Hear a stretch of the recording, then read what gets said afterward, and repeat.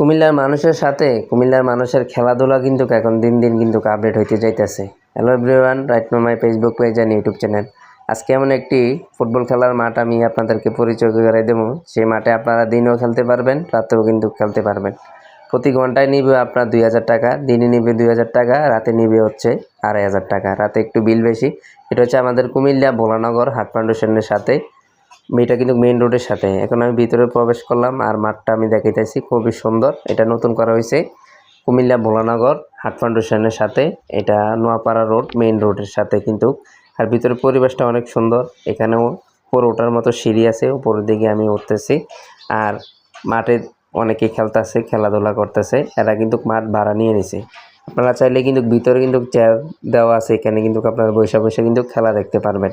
আর ভিতরের পরিবেশটা খুবই সুন্দর, বাইরের পরিবেশটাও খুবই সুন্দর। তো আপনারা যারা খেলার আগ্রহ আছেন তারা অবশ্যই চাইলে আসতে পারেন।